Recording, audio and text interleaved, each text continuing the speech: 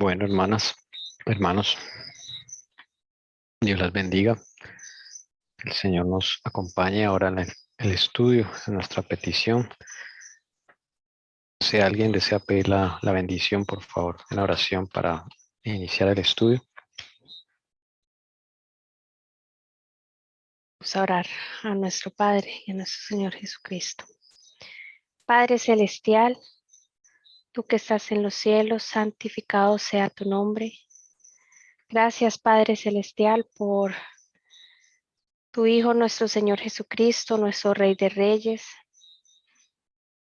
que vive y reina por los siglos de los siglos. Gracias, Jesús, por tu trabajo arduo. Gracias, Jesús, por anhelar entrar en nuestra vida, por amarnos tanto, Señor, aún sin merecerlo. Amarnos aún cuando a veces no te correspondemos, Señor, no respondemos a tu llamado. Gracias, Jesús, por la paciencia y por tu perfecto amor, tu perfecta justicia. Te pido, Jesús, por cada uno de los que están en YouTube. Te pido por cada uno de los que estamos aquí, por su Señor, por la hermana Elcira, por la hermana María Doris, por la hermana Lucy, la hermana Damaris, la hermana Leonor, el hermano Andrés Felipe, la hermana Ana Milena, el hermano Tommy Esteban y yo, Señor. Necesitamos de ti, Jesús, en nuestras vidas. Danos colirio. Danos colirio, Señor, para ver. Todos nosotros, Señor, los que estamos aquí conectados, Señor, por Zoom y por YouTube, necesitamos discernimiento para ver nuestra condición. Necesitamos que afines nuestro oído para entender, Señor, lo que tú quieres en nuestras vidas. Tú eres el único que nos conoce. Tú eres el único que sabe realmente qué necesitamos, qué nos hace feliz. Y definitivamente al que necesitamos es a ti, Jesucristo, a nuestro Padre eterno. Necesitamos que nos des del Espíritu Santo, Señor. Lo pedimos, Jesús, para que en nuestra vida haya victoria, Jesús, en tu nombre y por tus méritos. Danos, Señor, entendimiento y sabiduría para el estudio. Te pido para Don Esteban, mi esposo, para que tú, Señor, seas tú el que hables por medio de él y el que nos dirija, Señor Santo. Que todos aquí, todos aprendamos, Señor mío, y veamos tu mano como ha estado en toda la historia de este mundo. Quita el velo de nuestros ojos, Jesús. Que podamos ver más allá, Señor, de lo que nos cuesta este mundo, que lo que nos cuenta el mundo prácticamente muchos son mentiras, Jesús, incluso en la historia. Pero tú nos estás mostrando la verdadera. Falta mucho, Señor, faltan muchas partes que no hemos tocado, pero tú, Señor, eres el único que tiene la verdad, Señor, y eso es lo que nos hará libres. Gracias, Jesucristo, todo esto, Padre Celestial, te lo agradecemos y pedimos por los méritos de Jesucristo bendito, nuestro Salvador y Redentor. Amén. Vamos a continuar. Ayuda del Señor. Segundo, hermanitos, ubico acá donde estábamos. Recordar aquí esto. Y nos alistamos para participar también en la lectura. Hermanos. Bueno, no sé si alguien reflexionó sobre cuántos caballos hay en Apocalipsis. Hay dos que leímos esta mañana. No sé si alguien cambió de opinión. De pronto alguien diga, no, yo creo que son tantos caballos. O si no hay nadie, pues lo dejamos para luego. La idea es que meditemos en estas cosas. Porque este es el cuarto sello, ya estamos a punto de terminarlo. Que vayamos como conectando posibles significados. Bien. Estábamos hablando de la dieta de Spira de 1529. en donde hay una protesta escrita que queda registrada en la historia como la primera vez que se protesta por la libertad de conciencia. En la protesta, los 7 príncipes, que son por acá los dije. Los 7 príncipes que se levantaron, 3 principales, 4 que apoyaron, 8 diputados de 5 ciudades que redactaron ese principio, no estuvieron de acuerdo con que les coartaran la libertad de conciencia, entonces preparan este documento que es el documento de la protesta de los príncipes, por eso se llama así el capítulo El conflicto de los siglos, la protesta de los príncipes. Y allí, pues, digámoslo así, se ha consignado cuál es la protesta. La protesta es que no ratifican, no apoyan ese dicto que saca la dieta y que ellos dicen y promueven la palabra de Dios, no más. ¿Okay? Como la única norma para la enseñanza, para instrucción religiosa, no reconocen la autoridad papal. Acá dicen la predicación pura y exclusiva de la palabra de Dios sola. O sea, ya no más cánones, ya no más concilios católicos. Y ya ellos declaran que la palabra es infalible, o sea, no puede haber engaño allí. En cambio, los hombres sí son falibles. Eso es lo que se está consignando allí, ¿no? Se está resaltando. Rechazamos el yugo que se nos impone. Y les dan un mensajito allí al emperador. Esperamos que su majestad imperial se portará con nosotros como príncipe cristiano, que ama a Dios sobre todas las cosas. Y declaramos que estamos dispuestos a prestarle a él lo mismo que a vosotros, dignísimos señores, todo el afecto y la obediencia que son nuestros justos y legítimos deberes. Es una protesta escrita de libertad de conciencia. ¿Okay? Aquí leer rápidamente lo que hablamos esta mañana, que lo explica la señora White un poco más. Dice, este acto produjo honda impresión en el ánimo de la dieta. Los dejo como, esta gente salió con esto. La mayoría de ellas se sorprendió y alarmó ante el arrojo de los que suscribían semejante protesta. Hay un descontento ahí. El porvenir se presentaba incierto y proceloso, las disensiones, las contiendas y el derramamiento de sangre parecían inevitables. Pero los reformadores, firmes en la justicia de su causa y entregándose en brazos del omnipotente, se sentían fuertes y animosos. Los principios contenidos en esta célebre protesta constituyen la esencia misma del protestantismo, explica la hermana White. Estoy leyendo rápidamente porque esto lo habíamos visto la mañana. Esto es como ya ella cerrando esta dieta. Esta protesta se opone a 2 abusos del hombre en asuntos de fe. El primero, la intervención del magistrado civil, o sea, la política no debe interferir. Y el segundo, la autoridad arbitraria de la iglesia. 2 principios. Uno, que el Estado no debe intervenir en asuntos de conciencia. Y 2, no debe haber una autoridad arbitraria de la iglesia. Dice, en lugar de estos 2 abusos, el protestantismo sobrepone la autoridad de la conciencia, la del magistrado y la de la palabra de Dios a la de la iglesia visible.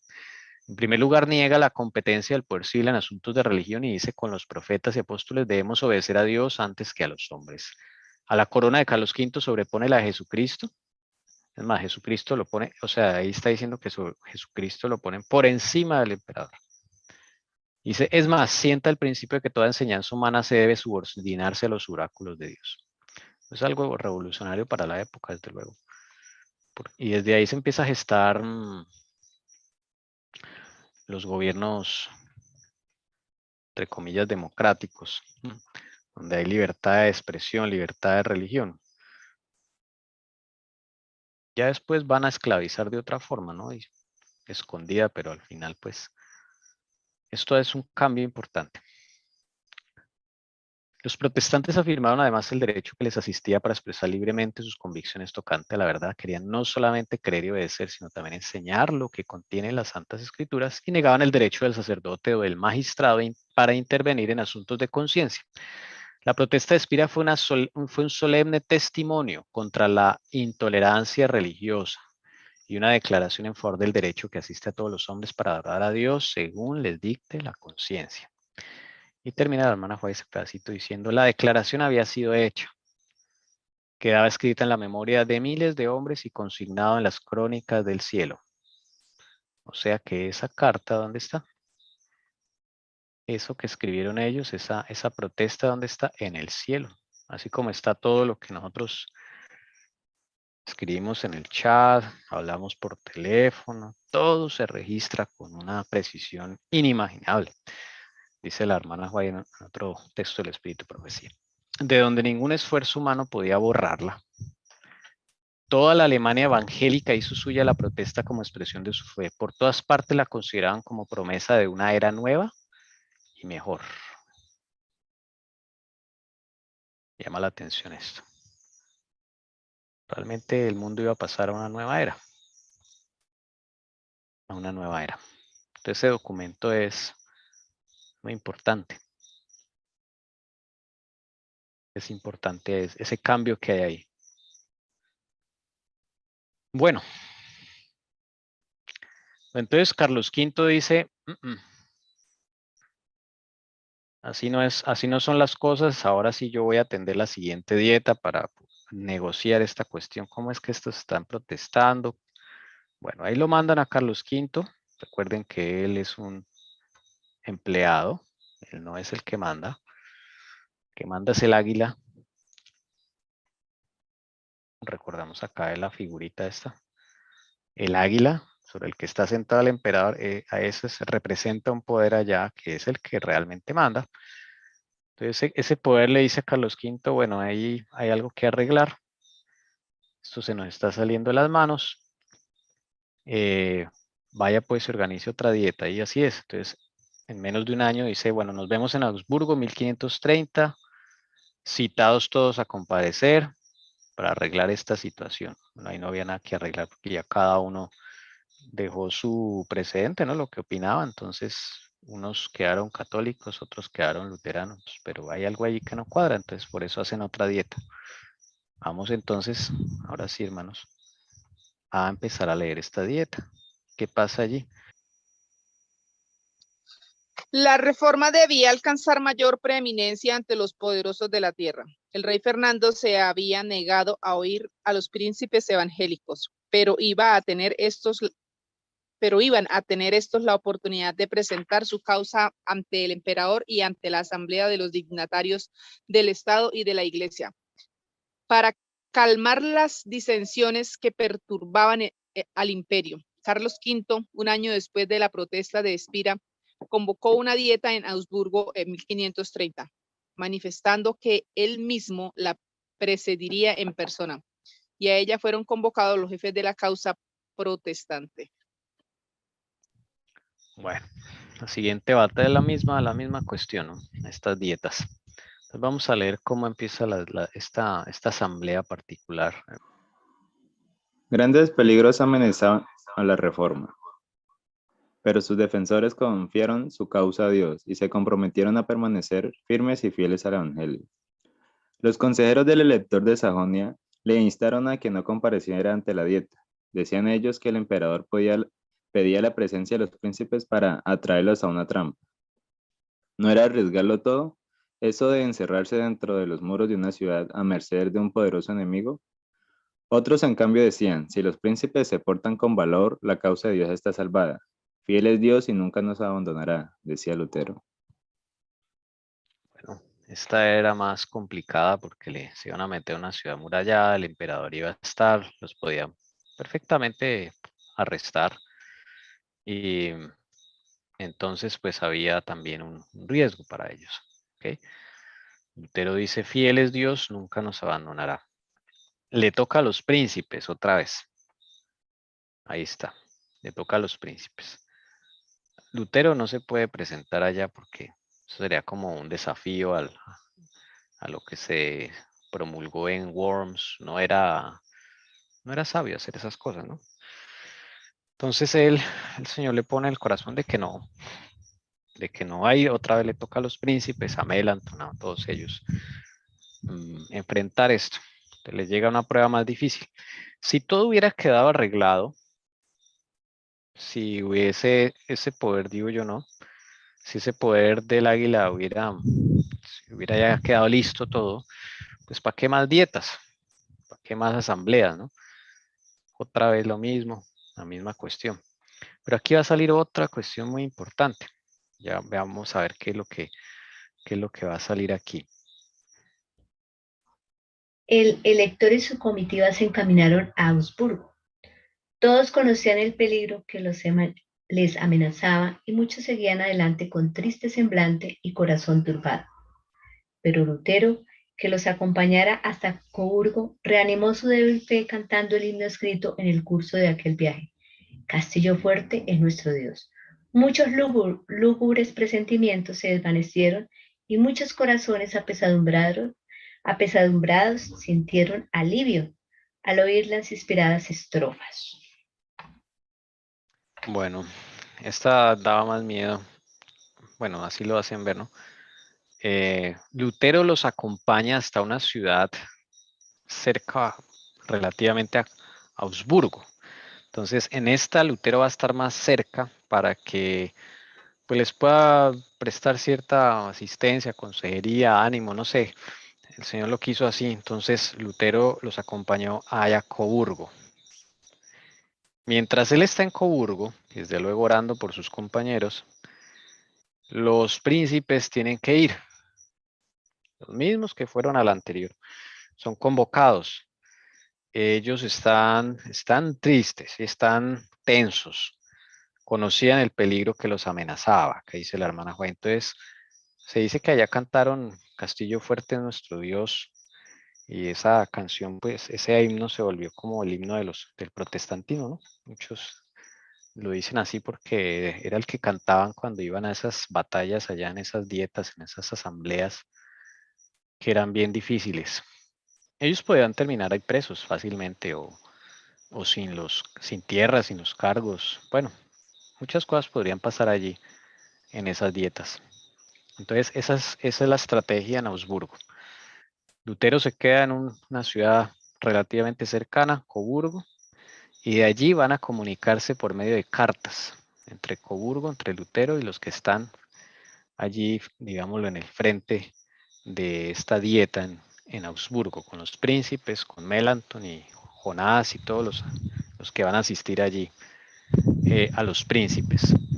Los teólogos, digamos, como Melanton y eso no tienen mucho que, ellos están más por detrás como apoyando con documentos, con cosas que necesiten teológicamente, pero los que, digamos, tienen que poner la cara son los príncipes, ya que esto es una dieta, pues, del imperio y ellos lo citaron. ¿Listo? Esta es como la condición. Mientras tanto, Augsburgo se llenaba cada día más. Príncipes, obispos, diputados, caballeros, soldados con ricos uniformes entraban por todas las puertas y abarrotaban las calles, los lugares públicos, las posadas, las iglesias y los palacios. Todo lo más magnífico de Alemania estaba allí en punto de ser reunido. Las circunstancias críticas en las que se encontraban el imperio y la cristiandad, la presencia de Carlos V y sus amables costumbres, el amor por la novedad, por los grandes espectáculos y por las emociones vivas, sacaron a los alemanes de sus hogares. Todos los que tenían grandes intereses que discutir, eso sin considerar la multitud de ociosos, acudieron desde las diversas provincias del imperio y se dirigieron apresuradamente hacia esta ilustre ciudad. Bueno, esto se llenó, esta ciudad. Es como para tener una visión un poco más amplia de lo que significaba que el emperador estuviera allá, ¿no? Él pues hacía gran despliegue de su pompa y toda esa cuestión que hacen con los emperadores y eso, bueno, era la única diversión del pueblo, sí, tengamos que ser como un poquito meternos en los zapatos de ellos, ¿no? En esa época nada de diversiones, ni parques a la vuelta, ni nada. Eso, todo giraba a través de los shows, espectáculos que hacía la iglesia o que hacía el emperador. Entonces tener el emperador era todo un evento. Hasta ociosos, dice ahí el autor, pues vaya allá a chismosear, como diríamos en Colombia, a ver qué es la cuestión. Eso se llenó, pero Dios tenía acá un propósito también, ¿sí? Toda esta gente tiene hambre de la palabra. Dios conoce los corazones. No estamos saliendo de una época de oscurantismo donde nadie conoce la palabra y ahora la van a tener. Ahora están predicando la palabra. Entonces esto es una novedad, hermanos. Esto es una cosa que despierta los corazones. O sea, el Espíritu Santo está trabajando ahí. En medio de esta multitud, el elector y el landgrave estaban decididos a confesar a Jesucristo y aprovechar esta convocatoria para convertir el imperio. Apenas llegó Juan, ordenó a uno de sus teólogos que predicara diariamente con las puertas abiertas en la iglesia de los dominicos. El domingo 8 de mayo se hizo lo mismo en la iglesia de Santa Catalina.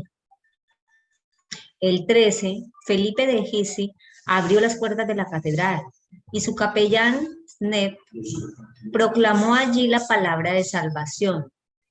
Y el domingo siguiente, 15 de mayo, este príncipe ordenó a Celarius, ministro de Augsburgo, que predicara en el mismo templo. Todos los días se anunciaba el evangelio en estos lugares a una inmensa y atenta multitud. Como los príncipes tenían que llegar antes, pues ellos decían, no, hágale a predicar, pues ponían ahí a Mel Anthony, a todos, eso se llenaba, hermanos. Lo curioso es que están usando, pues las únicas iglesias que hay son las católicas, eso es lo que más rabia les da, ¿no? Y en la iglesia de los dominicos. Entonces, eso es lo que más rabia les da a los ultracatólicos, ¿no? La catedral, la iglesia de Santa Catalina en Augsburgo. Imagínate, todos lugares católicos. En la catedral, este capellán proclama la palabra de Dios. Y bueno, cada uno se coge una iglesia. A ver, ¿quién asiste allá? Los mismos príncipes, ¿ok? El elector esta vez va con su hijo, ¿ok? Con su hijo Juan, o sea, estos dos, el del centro y el de la derecha. Juan y Juan Férico. Esta vez van los dos. Su papá, Juan, ya es viejito. Está a 2 años ya de su muerte. Él muere naturalmente. Todos los príncipes están. El que dicen ahí, el landgrave, es Felipe. ¿Qué es un landgrave? Es una persona que tiene tierras. Esas tierras él le da, digamos, ¿cómo se llama esto? El feudalismo, ¿no? Él es el vasallo directamente del emperador. O sea, le responde al emperador. Las tierras son de él, pero él le da como el impuesto, ¿no? Al emperador directamente. Entonces, más grave la cosa, está rebelándose contra el emperador, o sea, contra su jefe, ¿no? Este es elector, ya hemos hablado de los electores, son los que eligen los emperadores. ¿Ok? Este Jorge, el piadoso, es un margrave, o un margrave en inglés. Margrave es un militar, ¿ok? Que vive en las fronteras de Alemania. Entonces son títulos que tienen dependiendo del cargo, ¿ok? Entonces un margrave es el que defiende la frontera. Tiene a su cargo militares. O sea, este señor es de la parte militar. Y Felipe es de la parte de la nobleza. Él hace feudo con el emperador directamente. Entonces tiene tierras de su familia y todo, pero le da le paga tributo al emperador, impuesto. ¿Ok? Y el elector, esos son los principales. El resto son, digámoslo así, príncipes, duques de ciertas regiones de Alemania. Asisten todos ellos, los mismos, casi que en la de la vez pasada. Entonces ellos se ponen a predicar porque ellos tienen que llegar antes del emperador Porque al llegar el emperador, eso es toda una ceremonia. Eso llega con cientos de caballos, luego llega, bueno, gente del catolicismo, hacen procesiones, eso es todo hacen una misa de inauguración. En esa misa, todos se tienen que arrodillar, pero hay 3 que se quedan de pie. Felipe, Juan y Jorge. Ellos se quedan de pie. Y por el rabito del ojo, el emperador, los legados papales los miran y les da, mejor dicho, le empieza a entrar de todo. Y todo eso lo hacen, dice este historiador que lo hacen, eso está calculado, o sea, eso lo hacen, tienen un plan ahí con ellos para exhibirlos, por así decirlo. Luego, antes de iniciar la dieta, hacen otra misa, pero ya en la catedral. Y ahí Juan tiene uno de sus primeros conflictos, Juan, porque él es el que le carga la espada al emperador en esa misa. Ese es su cargo, tradicionalmente se ha hecho por años. Y él entra ahí como en, ¿y ahora qué hago? No sé qué. Bueno, Melanchthon, Lutero le dicen tranquilo, cárguele la espada al emperador, porque ahí usted no está haciendo ningún servicio religioso, ¿sí? Usted es simplemente ejerciendo un cargo que usted tiene en este momento, es tenerle la espada al emperador, ya. Ellos allá dan su misa y todo. Entonces, él empieza a tener su conflicto, ¿no? Pero pues todo depende de Lutero y Melanchthon. Sí, esos príncipes no son muy, digamos, diestros en la palabra, no tienen eso, ellos son más políticos, ¿sí? Y este es un militar, ellos todavía no manejan a nivel teológico esas cosas, entonces dependen de Lutero y Felipe para hacer esas cosas. Cuando ellos se quedan de pie, eso sí fue como ellos no quisieron, digamos, arrollarse, nadie les dijo, hasta donde la historia dice, ¿no? Y se quedaron de pie. Bueno, ahí ya les empiezan a coger resentimiento, los empiezan a intimidar, los empiezan a identificar. Los príncipes reformados habían resuelto redactar una exposición sistemática de sus opiniones con pruebas de las Santas Escrituras y presentarla a la dieta, y la preparación de ella fue encomendada a Lutero, Melanchthon y sus compañeros. Esta confesión fue aceptada por los protestantes como expresión genuina de su fe y se reunieron para firmar tan importante documento. Fue esta una ocasión solemne y decisiva. Estaban muy deseosos los reformadores de que su causa no se confundiera con los asuntos políticos y creían que la reforma no debía ejercer otra influencia que la que procede de la palabra de Dios. Bueno, en esta ellos redactan un documento. Esta dieta es más, ¿qué les digo yo? Teológica, más religiosa, ¿sí? Y ellos acá definen sus creencias. Van a dejarlo por escrito, a ver qué es lo que nosotros creemos al fin y al cabo.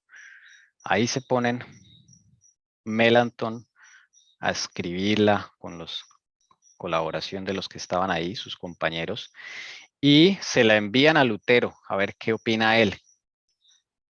Lutero dice, pues yo la veo muy bien, o sea, yo no le cambio nada. Y entonces esa se convierte en una confesión de fe de ellos, la primera que existe. ¿Ok? Esta confesión. Que vayamos bien. Entonces, en la dieta anterior que vimos fue una protesta. En esta van a hacer es una confesión de fe. Hagan de cuenta como las 28 creencias de la Iglesia Adventista, así. Van a redactar eso y decir, en esto creemos en un Dios, ¿sí? Padre, Hijo, Espíritu Santo, creemos todas las diferentes doctrinas muy resumidas, van a presentar esa confesión de fe. Esa es lo que se conoce como la Confesión de Augsburgo, año 1530. Un documento en el cual se registra lo que ellos creen y lo van a presentar a la dieta y decir, mire, esto es lo que creemos. ¿Ok? Entonces esto ya es a nivel teológico, por así decirlo. Entonces, aquí hay una cuestión que ellos estaban muy deseosos, que eso no se confundiera con asuntos políticos. Querían como empezar a separar las cosas. En esa confesión no hay nada de política. Su objetivo es que los católicos, digámoslo así, les quede claro ante el catolicismo y el Estado y Carlos V y todos ellos, decir, esto es lo que creemos.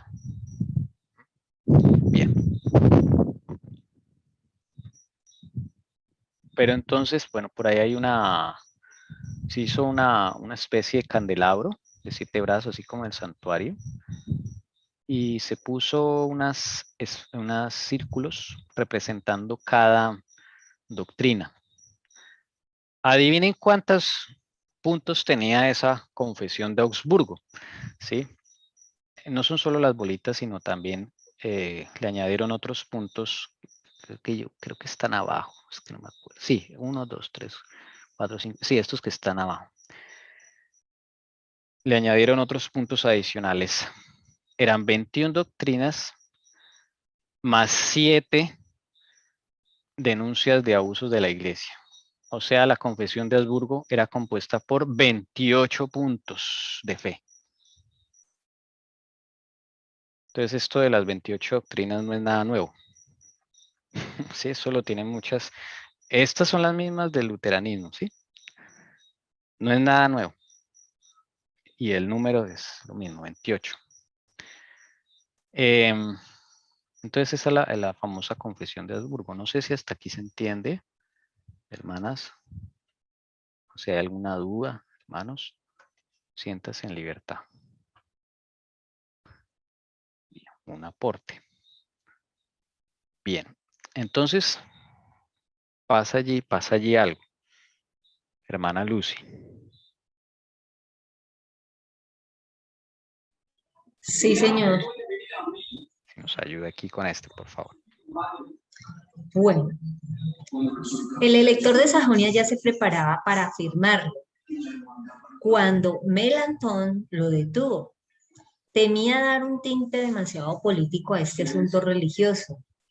En su idea, era la iglesia la que debía aparecer y no el Estado. Corresponde a los teólogos y a los ministros proponer estas cosas, dijo. Reservemos para otros asuntos la autoridad de los poderosos de la tierra. O sea, Melanchthon dijo, no, esto lo debemos firmar solo los teólogos. Ustedes, los príncipes, no los firman. No necesitan firmarlo. Bueno, yo no sé la verdadera razón de Melanchthon, ¿no? Pero eso fue lo que dijo. Entonces, él pensó, dice acá, según el historiador, que al firmarlo los príncipes esto se iba a mezclar con política. Entonces Melanchthon, como por una estrategia, dijo, no, solamente firmémoslo los teólogos, los de la parte religiosa. Pero entonces aquí no estuvieron de acuerdo. ¿Ok? Hermana Milena, ¿qué dijo el elector de Sajonia? Dios no permita que me excluyas. Estoy decidido a hacer lo que es correcto sin preocuparme por mi corona. Deseo confesar al Señor. Mi birrete y mi toga no son tan valiosos para mí como la cruz de Jesucristo. Dejaré en la tierra estas marcas de mi grandeza, pero la cruz de mi maestro me acompañará al cielo. Esas son las palabras de Juan, el elector de Sajonia. O sea, yo prefiero perder mi toga, mi birrete, mi título, la cruz de Jesucristo. Esto lo dice la hermana White también en el conflicto de los siglos. Bueno, Dios sabe si él estaba actuando con sinceridad o no. Él dice, yo quiero firmar. Otro que se para y dice, hermana Leonor. Más de una vez me he inclinado por complacer a otros.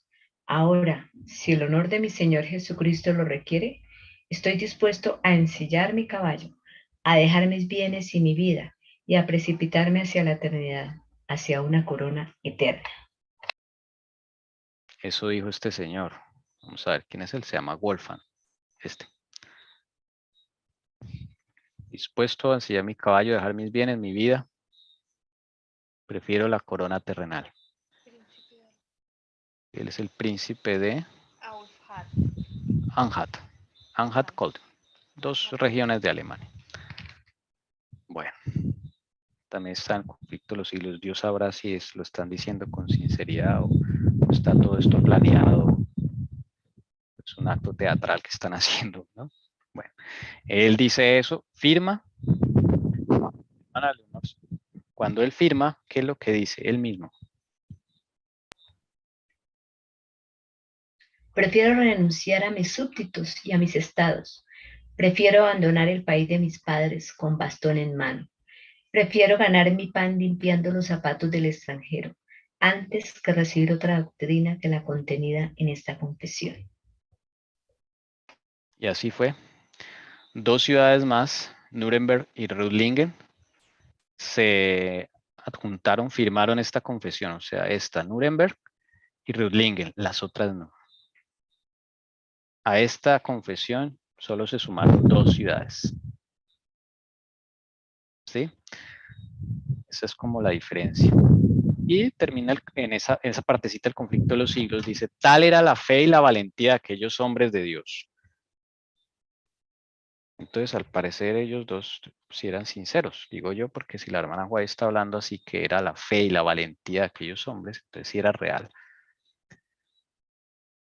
Porque ellos estaban jugando el puesto ahí. O sea, ya el emperador los estaba intimidando y todo, que si ellos no se suscribían a lo que dijera la dieta, pues ahí iban a haber problemas. Iban a haber problemas. ¿Ok?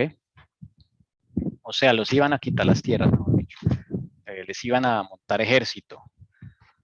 A Wittenberg, a todos les iban a montar ejército. Está allá el pueblo del Señor.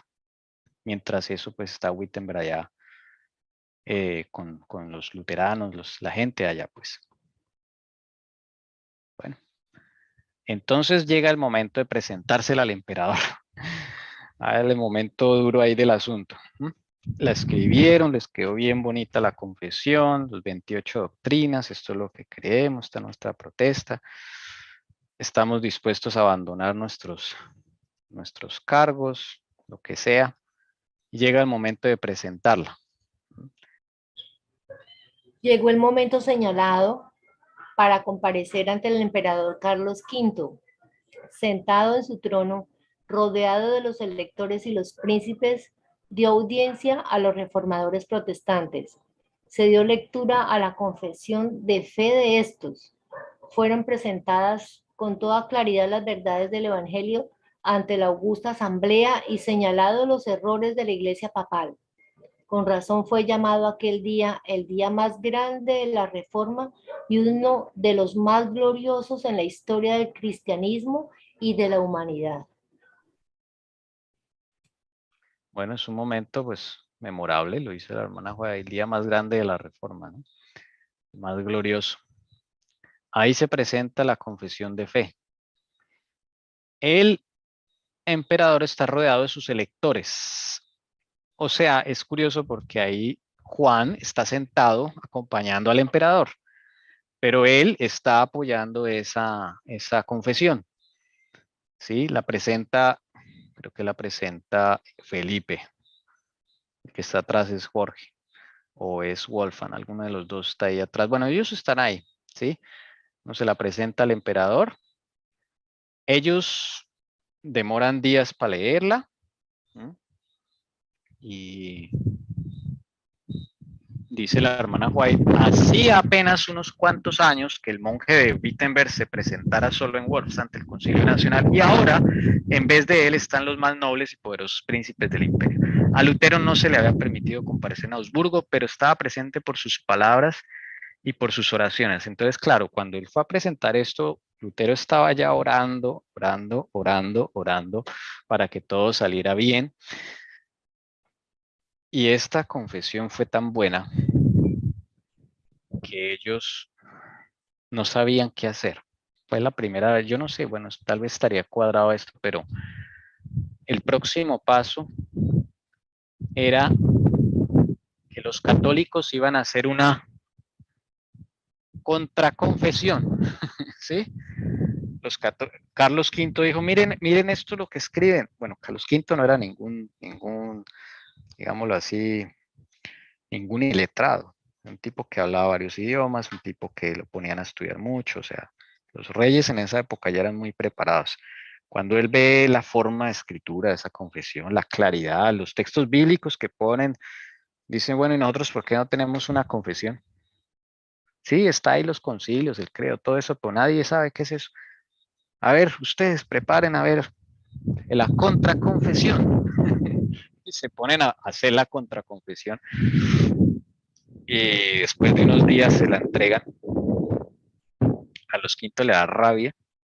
Dice que es esta cosa tan de mal gusto, tan mediocre. La hicieron 5 veces la contraconfesión. 5 veces.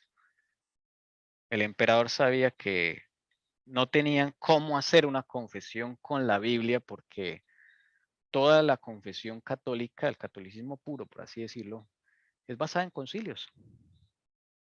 Ahí no hay Biblia. ¿Sí? Entonces, ahí se vieron como en problemas en ese aspecto. La confesión es muy clara, muy bonita y es concisa, ¿no? Contra eso no pudieron pelear. Vamos a ver qué es lo que van a hacer. Vamos a ver qué es lo que cómo van a pelear esta vez. Hermana, creo que le toca a hermana Ana Milena, si es tan amable. Por aquí esto. ¿Qué dice Lutero mientras está en Coburgo? Me lleno de gozo por haber llegado hasta esta hora en que Cristo ha sido ensalzado públicamente por tan ilustres confesores y en tan gloriosa asamblea. Así se cumplió lo que dicen las Sagradas Escrituras. Hablaré de tus testimonios delante de los reyes. Salmo 119, 46. Bueno, es un cumplimiento, dice la hermana Juaida acá. Hablaré de tus testimonios delante de los reyes. Ese sentido se cumple. Lutero está satisfecho, está ya orando. Que todo salga bien. Hermana Milena, ayúdenos a leer el siguiente que hace parte del mismo párrafo. ¿Qué dijo un papista, un obispo papista? Eso fue, creo que el obispo es de Augsburgo. ¿Qué dijo él? ¿Cuánto ha sido dicho por los luteranos? No, creo que sí no es. Cuanto ha sido dicho por los luteranos es cierto y no lo podemos negar, declaraba un obispo papista. Quedó tan claro, tan bien sustentado bíblicamente que él dijo, no, o sea, es cierto. Ahí no podemos ponernos a pelear porque todo eso que ellos escriben es cierto. ¿Qué vamos a hacer ahí? No, ellos quedaron, hermano, eso es muy curioso cuando uno lee eso, ellos quedaron como, y ahora esta vez, ¿qué hacemos? No es la primera vez que había una confesión de eso. Desde luego, la hermana Alcira acá nos está diciendo que todo esto estaba, sí, cuadrado de alguna forma, o sea, eso ya era un plan y todo esto, pero bueno, Dios tiene un propósito acá, ¿no? Es bien interesante que como que ellos cuadran algo y sale algo que no esperan, entonces tienen que seguir arreglando el asunto, seguir cuadrando, otra dieta, otra dieta, otra dieta, y así se la pasaron durante años. Y bueno, dice acá,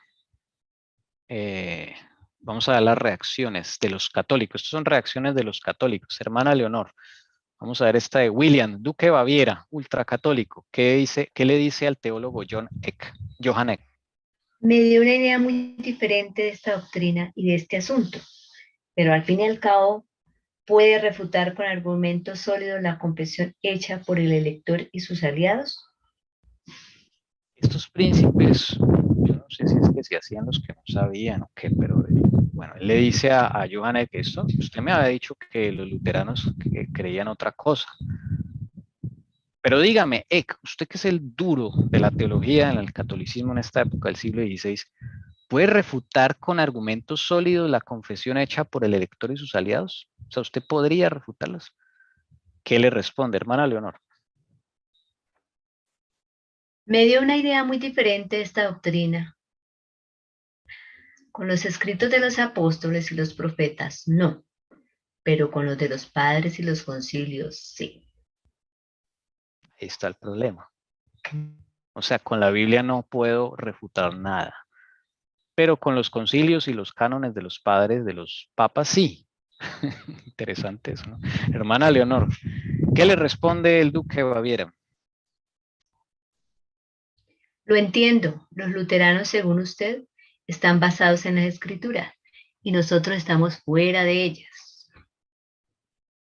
Esa es la realidad del catolicismo, que es que el catolicismo no es cristianismo, lastimosamente, ¿no? O sea, no es por, digamos, ofender, mucha gente que es muy sincera y temerosa de Dios. O sea, Dios tiene pueblo en la Iglesia Católica, eso quiere quedar bien claro.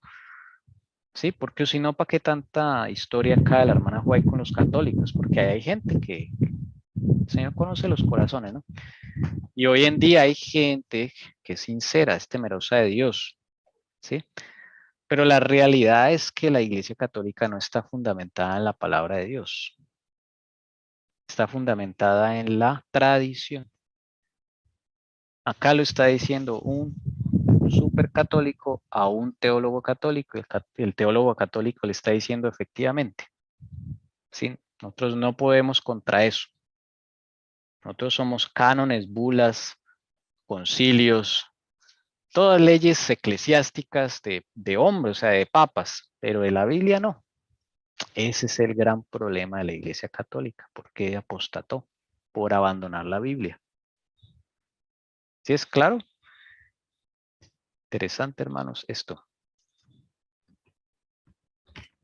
Varios príncipes alemanes fueron convertidos a la fe reformada y el mismo emperador declaró que los artículos protestantes contenían la verdad. La confesión fue traducida a muchos idiomas y circuló por toda Europa, y en las generaciones subsiguientes millones la aceptaron como expresión de su fe. Esta confesión se esparció en toda Europa, fue traducida, así como las tesis y la misma cuestión. Esas 28 doctrinas del luteranismo que hoy en día están allí, bueno, con algunas modificaciones, ¿no? Los fieles siervos de Dios no trabajaban solos, mientras que los principados y potestades de los espíritus malos se ligaban contra ellos. El Señor no desamparaba a su pueblo. Si sus ojos hubieran podido abrirse, habrían tenido clara evidencia de la presencia y el auxilio divinos que les fueron concedidos como a los profetas en la antigüedad. Cuando el siervo de Eliseo mostró a su amo las huestes enemigas que los rodeaban sin dejarles cómo escapar, el profeta oró: Ruégote, oh Jehová, que abra sus ojos para que veas. Segunda de Reyes 6:17. Y aquí el monte estaba lleno de carros y caballos de fuego. El ejército celestial protegía al varón de Dios. Del mismo modo, había ángeles que cuidaban a los que trabajaban en la causa de la reforma. ¿Habían qué?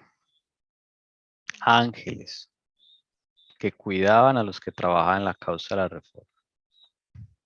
Entonces, es bonito porque, o sea, Dios está aquí, ¿sí? Deja que Satanás pues haga sus planes y sus cosas, pero él controla eso, ¿sí? Controla al final todo lo que está pasando acá.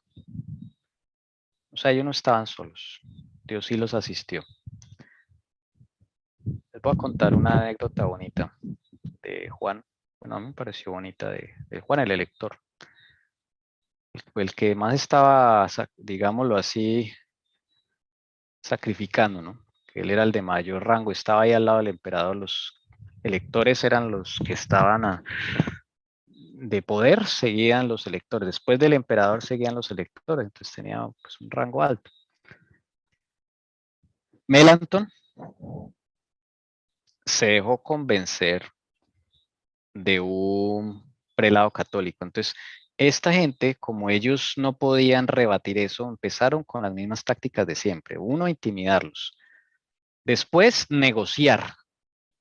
Uy, eso duraron negociando meses, hermanos, esa confesión de Augsburgo, esas 28 doctrinas que ellos pusieron ahí, las comenzaron a negociar. La misma Iglesia Católica estaba dispuesta, eso me impresiona, a permitir que el clero se volviera a casar, pudiera casarse, con el fin de controlar este luteranismo que pues sí, ellos mismos lanzaron, pero pues de alguna forma le estaba saliendo de las manos, ¿sí? Entonces, ellos mismos estaban, digamos, preocupados, entonces recurrieron a la táctica de negociar. Bueno, ¿y qué tal si le cambiamos esta frasecita? Así empezaron de a poco, ¿no? Así como hicieron con nuestras 28 doctrinas de la Iglesia Adventista. Cambiémosle esta frasecita. Ellos duraron meses en eso. Entonces Melanchthon decía, bueno, sí, no es tan grave. La cambiaba. Luego llega otra vez, doctor Eck, ay, pero mire esta frasecita, ¿por qué no se la cambiamos? Mire, es por la paz, por la... Melanchthon cedía otra vez. Y fue cediendo de a pocos, tanto, que terminó con una confesión diferentísima y dándole la razón a los católicos, o sea, para que ellos controlaran a los luteranos. A Melanchthon ahí, pues, por debilidad, pues yo no entiendo eso, pero el caso es que él falló ahí, ¿sí? Él falló ahí, lo dice la hermana Juan más adelantico. Y entonces Juan se quedó sin... Juan era consciente y este tipo, ¿qué le está pasando? Mire todo lo que está negociando.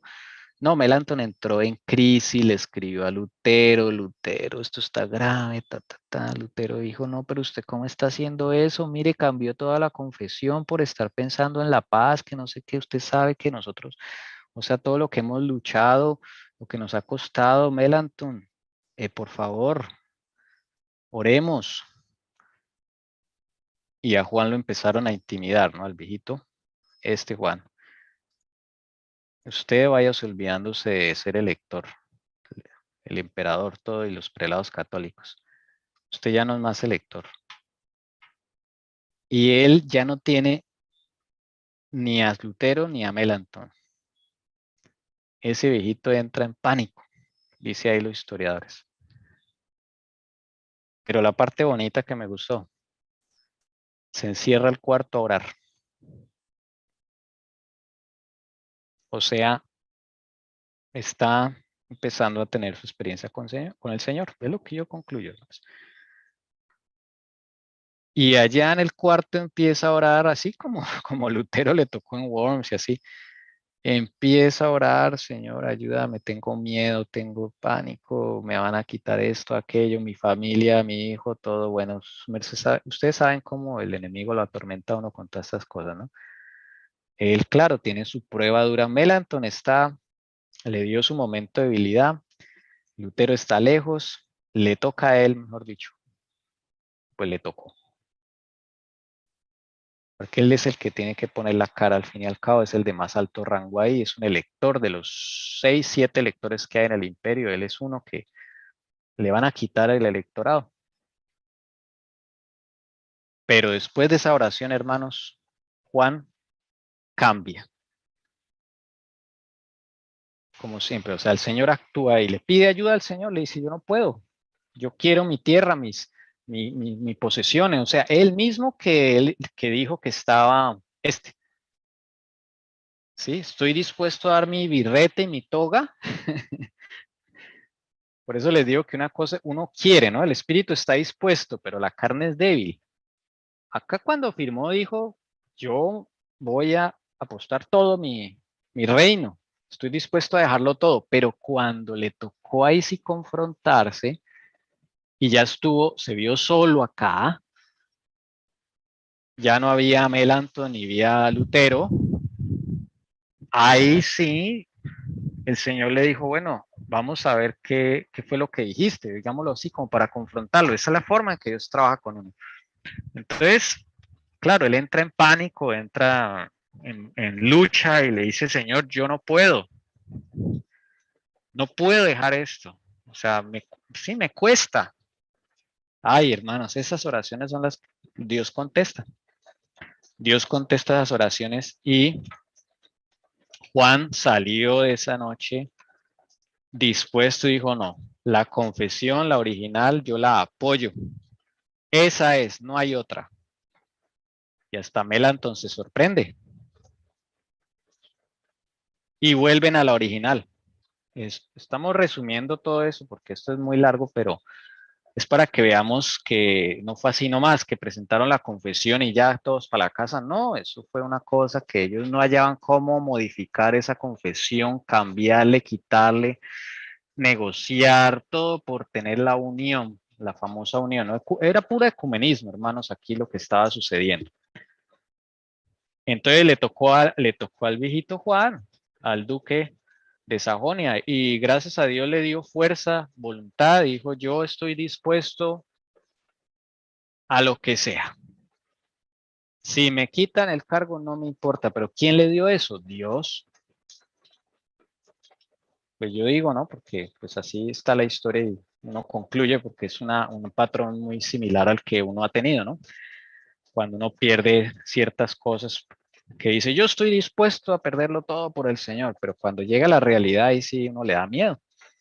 Eso le pasó a Juan. Por acá debe estar sentado Juan, ¿no?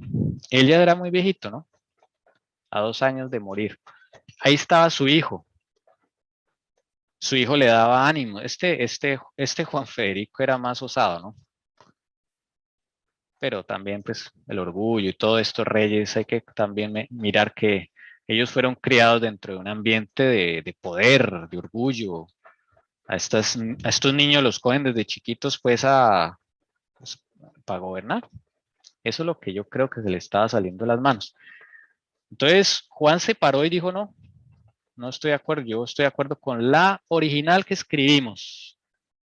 Y Melanchthon, no estoy de acuerdo con usted. Y Lutero le dijo, tampoco estoy de acuerdo con usted, Melanchthon, la está embarrando. Y bueno, finalmente se sostuvieron, o sea, no fue fácil, hermano, lo que estoy aquí como tratando de contarles un poco, no fue fácil. Por eso dice la hermana White, había ángeles, porque es que esto iba a afectar al pueblo de Dios. No estaban solos. Y si este lector Juan fue a orar allá a su cuarto y a luchar con el Señor, pues yo no pienso que el Señor lo haya dejado botado, digámoslo así, ¿no? Esa es como la lucha que ellos tuvieron allá. Cada príncipe tuvo su lucha porque ahí sí vieron que la cosa era en serio, que les iban a quitar. A ellos los alcanzaron a retener en la ciudad. A uno de ellos, Felipe, se le enfermó la esposa. Durante la reunión le llega una carta diciendo su esposa está gravemente enferma. Él le dice al emperador que va y vuelve. El emperador no lo deja salir. Imagínense ese nivel de presión. Entonces, Felipe también tuvo su lucha ahí. No lo dejan ir. A Jorge, a todos estos 7, lo retienen. Ustedes no salen de Augsburgo. Uy, ahí sí la vieron grave estos. La cosa es en serio. Los iban a retener. Pero Dios actuó y Felipe se escapa. Por su esposa se escapa. Pero él vuelve. Y la forma en que se escapa es increíble. Él sale, él dice, ve la puerta ahí de la ciudad. Y ustedes imagínense, ¿no? Tienen la esposa ya en otra ciudad enferma, esa angustia. Y él dice, pues si el Señor me va a dar la salida, yo voy. Y si no, pues que el Señor me la niegue. Y pues sí, Señor, que él sale en su caballo, así como si nada, y le abren la puerta como si nada, con instrucciones del emperador de que no podía salir. Y como nada sale a visitar a su esposa, a ayudarla que está moribunda. Y vuelve. Parece, sí, vuelve. Entonces todos esos príncipes tienen su lucha. ¿Sí? Nombran esas dos que me acuerdo de lo que tienen que ir allá en Augsburgo. Entonces, bueno, eso es como para ilustrar un poco esa lucha. Del lugar secreto de oración fue de donde vino el poder que hizo estremecerse al mundo en los días de la gran reforma. Allí con santa calma se mantenían firmes los siervos de Dios sobre la roca de sus promesas.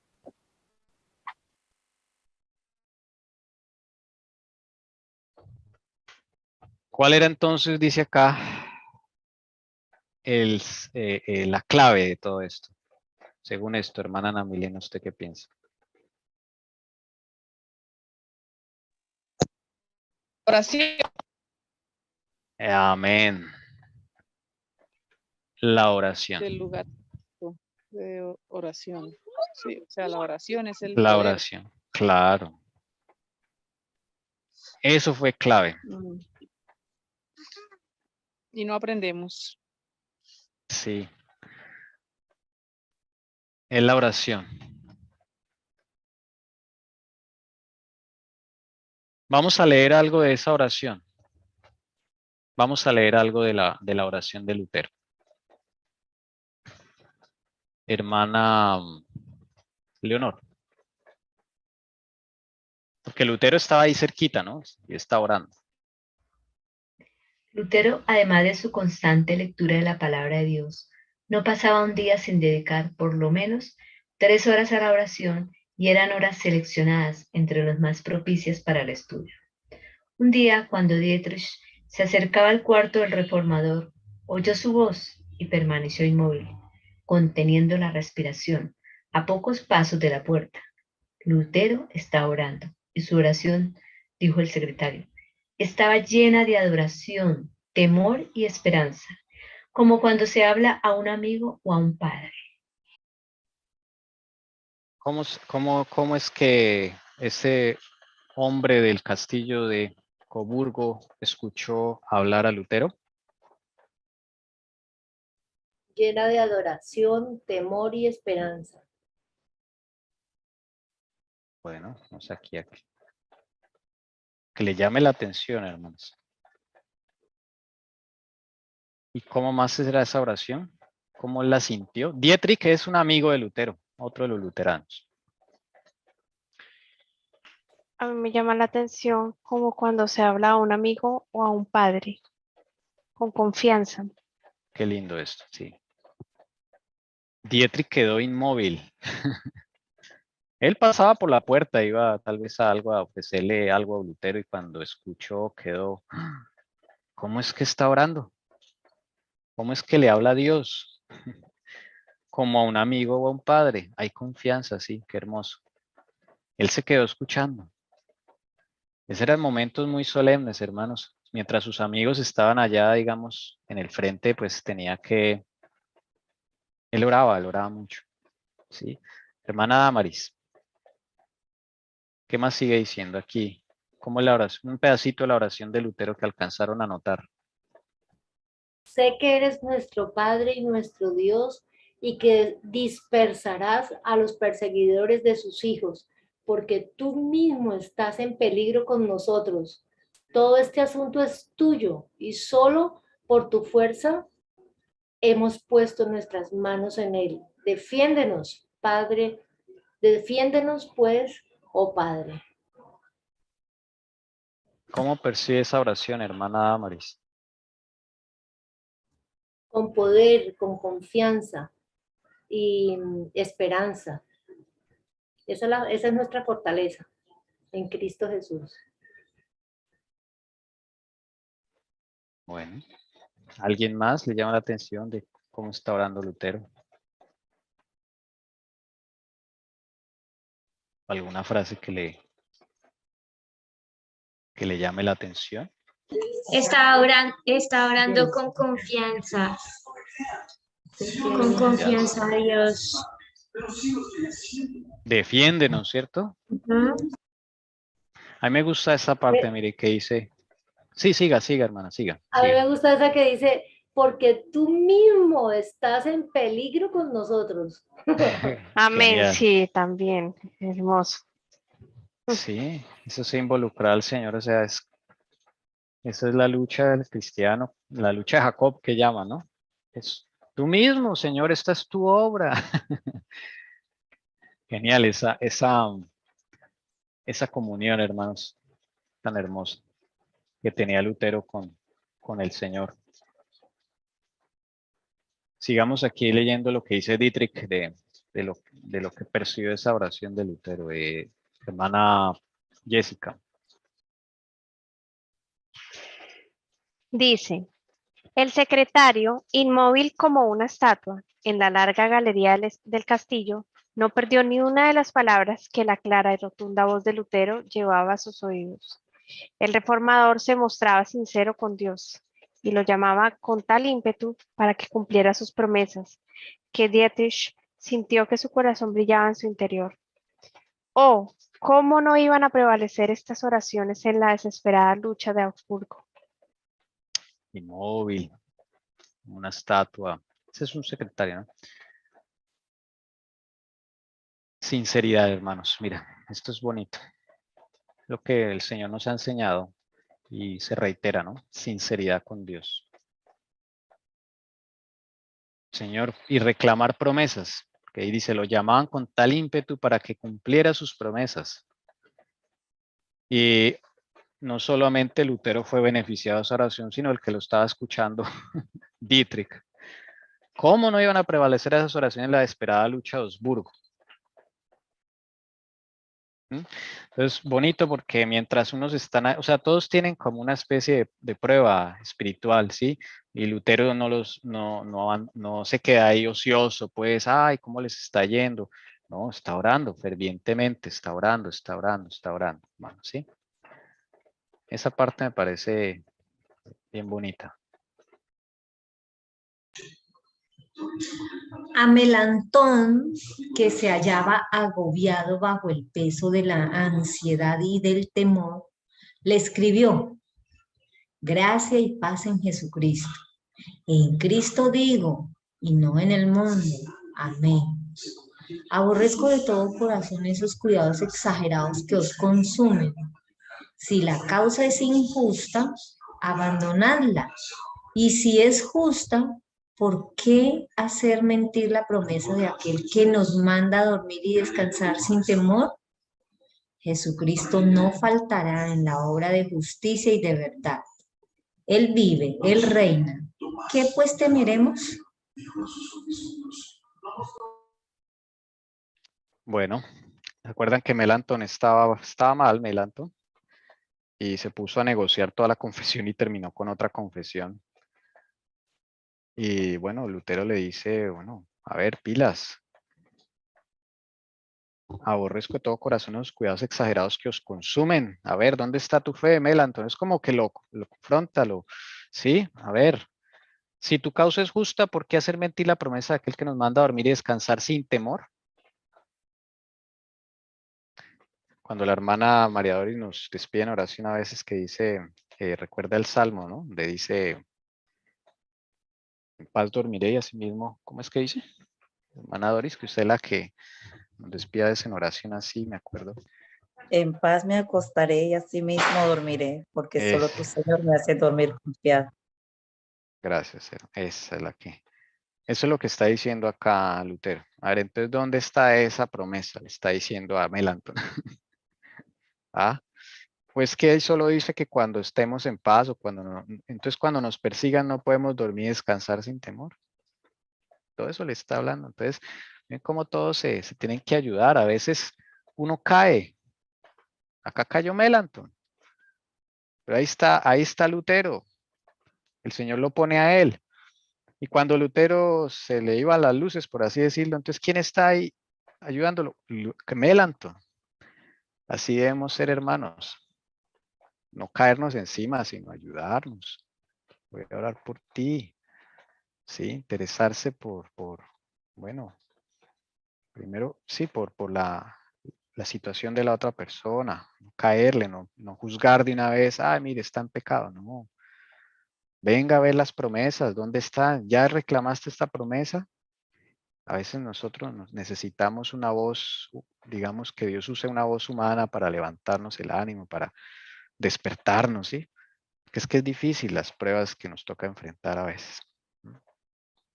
Es difícil. Pero bueno, eso es como lo que la hermana Juez está resaltando también, ese trabajo de la oración de unos por otros. Es lo que la hermana Juez ahí resalta. Uno de los principios que sostenía Lutero con más firmeza era que no se debía acudir al poder secular para apoyar la reforma, ni recurrir a las armas para defenderla. Se alegraba de la circunstancia de que los príncipes del imperio confesaran el evangelio, pero cuando estos mismos príncipes intentaron unirse en una liga defensiva, declaró que la doctrina del evangelio debía ser defendida solamente por Dios. Cuanto menos interviniesen los hombres en esta obra, más notable sería la intervención de Dios en su favor. Todas las precauciones políticas propuestas eran, según su modo de ver, hijas de un temor indigno y de una desconfianza pecaminosa. Bueno, No estos hay que ayudarle a príncipes, Dios. eso, gracias, hermana, sí, comenten. Bueno, la confesión de Augsburgo, ellos finalmente salen, digámoslo así, la confesión queda y no le cambian nada. No le cambian nada y por primera vez se declara, digamos, una confesión de fe pública. Así nace el protestantismo, el luteranismo, todo esto, ¿no? Como la historia de los primeros protestantes. Y queda. Pero después estos príncipes hacen una liga. ¿Ok? En 1537 se llama la Liga de Esmalcalda. Un poco raro. Esmalcalda es la ciudad donde la hicieron, entonces por eso se llama Liga de Esmalcalda. Y ahí estos príncipes se suscriben a un acuerdo, hacen una alianza. Recuerda hoy al ejército de la alianza. Y hacen una alianza para defenderse en caso de que los ataquen militarmente. Esa liga es la que nombra acá la hermana White. ¿Ok? A ver. Porque esa liga era defensiva, era una alianza. ¿Ok? La liga de Esmalcalda, repito, 1537. Estos príncipes dicen, bueno, ya, hemos batallado y todo, pero ¿qué tal nos vayan o sea, si nos llega un ejército, ¿qué hacemos? Pues no, vamos a unirnos, vamos a unir nuestros ejércitos, ¿sí? Para protegernos, para defendernos. Esa es la liga de Esmalcalda. Lutero les dice, no señor, así no funcionan las cosas. La doctrina del evangelio debe ser defendida solamente por Dios. ¿Sí? Es como si acá la verdad sale libre, entonces vamos a decir, no, vamos a echar piedra allá en la Plaza Nariño, en Bogotá, o alguna cosa así. No, esa no es nuestra razón de ser, o sea, no es con ejército, ni con fuerza, ni con su Santo Espíritu. Entonces acá Lutero les dice, yo no estoy de acuerdo, pero pues ustedes verán. Cuanto menos interviniesen los hombres en esta obra, más notable será la intervención de Dios en su favor. ¿Okay? Todas las precauciones políticas propuestas de esa liga eran, según su modo de ver, de Lutero, hijas de un temor indigno y de una desconfianza pecaminosa. Bueno. ¿O será que estos príncipes estaban detrás de otra cosa? Esta liga que hacen. Entonces aquí de pronto se ven los dos bandos, ¿no? Acá está la liga de Esmalcalda. Vamos a poner acá la letrerita, esta pintura. La liga de Esmalcalda, acá con estos protestantes. Bueno, William no perteneció a esa liga. Juan Federico y Felipe. Ellos hacen esa liga. Es como una alianza que hace, así lo dice la historia. Para defenderse. ¿Qué había detrás de eso? Bueno, no sabemos. Pero el caso es que Lutero dice, no estoy de acuerdo. Esto no, o sea, el evangelio no debe defenderse de esa forma. En otra ocasión, con fecha posterior, refiriéndose a la liga que trataban de organizar los príncipes reformadores, Lutero declaró que la única arma que debería emplearse en esa causa era ¿qué? La espada del Espíritu. No más. Y le va a escribir algo al elector de Sajonia. que en ese momento cambia. Ahora este señor muere.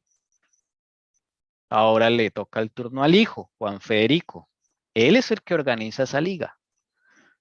El papá muere después de la confesión de Habsburgo en el 30, él muere en el 32, ahí muere ya. Y entonces le toca al hijo, ahora el hijo es el elector de Sajonia, Juan Federico. Él junto con los otros hace esa liga. ¿Ok? Entonces la liga es acá con estos de acá. Vamos a ponerlo acá al hijo. Ya el papá no está, al hijo, ahí queda el hijo. ¿Listo? Bueno. ¿Qué le dice entonces Lutero a Juan Federico? Que es el mismo que está acá en el cuadro, ¿no? Este de acá, el de la mitad. ¿Qué le dice? Por esa liga, Lutero no está de acuerdo con eso. No podemos en conciencia aprobar la alianza propuesta. Preferiríamos morir 10 veces antes que el Evangelio fuese causa de derramar una gota de sangre. Nuestra parte es ser como ovejas del matadero. La cruz de Cristo hay que llevarla. No tema su alteza. Le dijo a Juan Federico, su papá murió, o sea, digámoslo así, arriesgándolo todo por el Señor. Y él no usó ejército alguno. Lo que le tocara, estuvo dispuesto a eso, a perder su cargo, sus tierras, todo. Entonces le está amonestando a Juan Federico. ¿Ok? Preferiría morir 10 veces, le dijo Lutero, antes que el evangelio fuese causa de derramar una gota de sangre. Eso no es la forma. Nosotros somos como ovejas del matadero, o sea, como Jesús. Si nos quieren matar, pues que nos maten.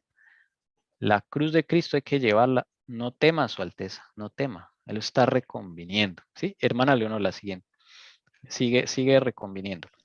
Mas podemos nosotros con nuestras oraciones que todos nuestros enemigos con sus jactancias. Más que nada evite que se manchen sus manos con la sangre de sus hermanos. Si el emperador exige que seamos llevados ante sus tribunales, estamos listos para comparecer. Usted no puede defender la fe. Cada cual deberá creer a costa de su propio riesgo y peligro. Eso es lo que de pronto debemos de, si nos toca en los últimos días, me imagino, ¿no? Desde luego. O sea, nosotros no podemos tomar la venganza por nuestra mano ni nada de eso. Le dice, evite que se manchen sus manos con la sangre de sus hermanos católicos, le está diciendo, ¿no? Esta no es el evangelio. Si el emperador exige que seamos llevados ante sus tribunales, pues allá vamos. Pero no con las armas vamos, eso no es el evangelio. Usted no puede defender la fe. Es fuerte lo que le dice Lutero. Cada cual deberá creer a costa de su propio riesgo y peligro. Este es el cristianismo. Desde luego, pues él le hace parte él es el elector de Sajonia, tiene poder militar y todo eso. Entonces, Lutero le dice, no estoy de acuerdo. Y lo reconviene con estas palabras, como están ahí en el conflicto. Entonces, Lutero se muere en 1545, febrero. Y el elector de Sajonia, Juan Federico, no obedece. Y hace la liga de Esmalcalda, la continúa. Y pues sí, señor, que llega una guerra, la guerra llamada Esmalcalda. Le dan duro a Juan Federico y a sus príncipes. A todos estos les dan durísimo. Llega el emperador, nunca los habían podido tocar. Pero esta vez el emperador ya arregla sus problemas con Francia y va decidido ya por la fuerza, ya no más dietas, se acabaron las dietas, ahora es con espada. Y llega en 1546 y acaba con, mejor dicho, les da durísimo allá a Wittenberg directo. Juan Federico, este más bien pongamos esta foto. Juan Federico lo encierran y le dan dos opciones. Es un cuadro representativo de las guerras, de los conflictos que hay. Juan Federico, el elector de Sajonia, le dan dos opciones. Una, nos da Wittenberg y usted vive y su familia. Dos, si no acepta, los matamos a todos.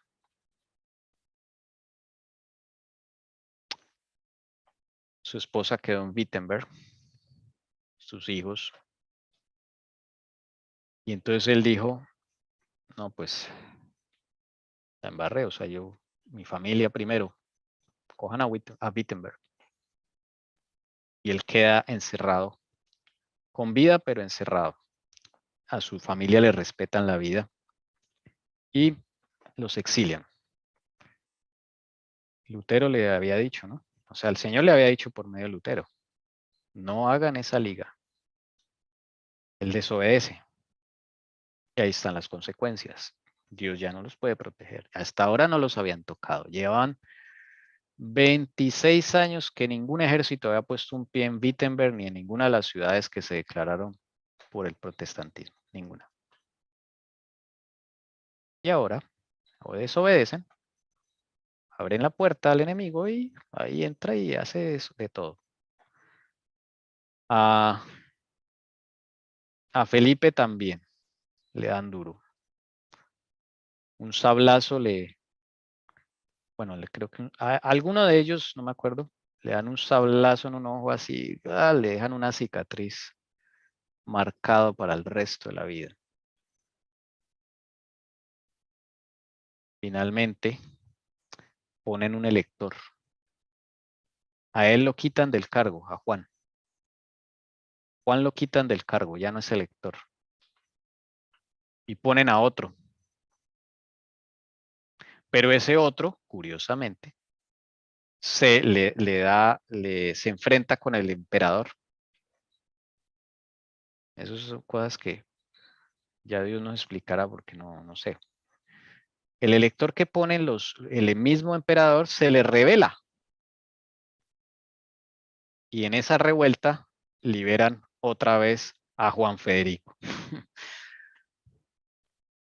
Y Juan Federico tiene que irse de Wittenberg. Y se va a una ciudad muy famosa de Alemania. Famosa pues en la historia, ¿no? Que se llama Weimar. Tiene que cambiar de sede, ya no es Wittenberg, es Weimar. Y desde ahí en adelante, Weimar se convierte en la sede de estos príncipes de Sajonia. Uno tras otro, hasta 1918, cuando, después de la Primera Guerra Mundial, empiezan a tumbar todas las monarquías, ahí los sacan. Eso es bastante interesante esa historia ahí porque pues, se conecta con más adelante, ¿no? Pero hasta ahí lo dejamos con Juan Federico. Este sí le tocó, el emperador le dio guerra. Y así termina la historia de Lutero, de la Reforma, del protestantismo. Bueno, no termina la historia del protestantismo, la Reforma, sino de la parte de Alemania, de Lutero, por así decirlo. ¿Ok? Dios oyó los clamores de sus hijos. Infundió gracia y valor a los príncipes y ministros para que sostuvieran la verdad contra las potestades de las tinieblas de este mundo. Dice el Señor, he aquí que yo pongo en Sión la piedra principal del ángulo, escogida, preciosa, y aquel que creyere en ella no quedará avergonzado. Primera de Pedro 2:6. Los reformadores protestantes habían edificado sobre Cristo y las puertas del infierno no podían prevalecer contra ellos. Así termina la hermana Joaquín el capítulo. Desde luego, el pueblo de Dios aquí sufrió porque pues Juan Federico se puso a hacer eso que el Señor le dijo que no hiciera. Entonces pues hubo guerra innecesaria, el emperador los tocó, ¿sí? Dios oyó los clamores de sus hijos. Pero de todo esto, bueno, ¿qué sale? Bueno, la palabra de Dios, bendito sea el Señor. La palabra del Señor ahora se difunde en toda Europa y se empieza a traducir en diferentes idiomas. Pero tocó lucharla, digámoslo así, ¿no? Eso no fue fácil. En 1555 firman la famosa Paz de Augsburgo. 1555, es fácil acordarse lo que es 3 5, 1555. La Paz de Augsburgo, otra dieta. Y en esa ya Carlos V, Carlos V, renuncia. Renuncia y dice ya no más. Se mete a un monasterio y ya. Termina sus días allá en el monasterio. Renuncia. Juan Federico, ya lo hemos dicho, queda en otra ciudad, en Weimar. El Señor le preserva la vida junto con su familia. Felipe también. ¿Okay? Con Solimán se firma un acuerdo. Con Francisco I se firma un acuerdo. Y ya Clemente VII se muere y vienen otros papas. Y en 1555 se firma la famosa Paz de Augsburgo, donde ya finalmente dice, bueno, ya, listo. Libertad de conciencia, cada quien que sea luterano, el que quiera ser luterano, católico, el que quiera ser católico, por lo menos en Alemania. ¿Listo? Por lo menos en Alemania. Ahí termina un ciclo, digámoslo así, un ciclo. No sé si alguien tenga alguna pregunta, algún aporte. Yo iba a preguntar por Lutero. Pero ¿Qué pasó con Lutero ahí? O sea, ya cada uno de los otros príncipes y Lutero. Lutero nunca le pasó nada, gracias a Dios. Él termina sus días con su familia. Él se declara en contra de esa liga que ellos hacen. Pues obviamente él ora por ellos, tampoco es que los va a dejar ahí tirados, ¿no? Pero pues él no está de acuerdo porque él sabe que el evangelio no es así. Pero a Lutero no le pasa nada. Él muere de muerte natural, le da un infarto un día, 2 días después de predicar. Y muere en paz. Pues si se muere de repente no sufre, digamos así. Así termina Lutero y mientras están en guerra, él termina así. Pongamos esta fotico ahí como para terminarlo bien bonito. Con sus 6 hijos. Sí, En señora. 1555 se firma la paz de... Augsburgo.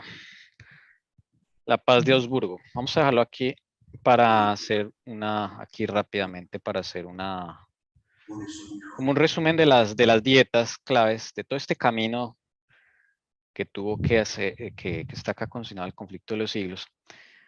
Primero, la dieta de Worms. ¿Listo? Eso es en 1521. Esa es la que se enfrentó Lutero solo.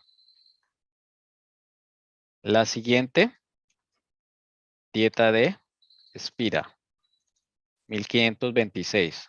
Eso fue un mientras tanto, donde dicen los estados que son luteranos, bueno, cada estado defiéndase como pueda, que ahí el rey Carlos V estaba en guerra, entonces eso empezó a dar libertad.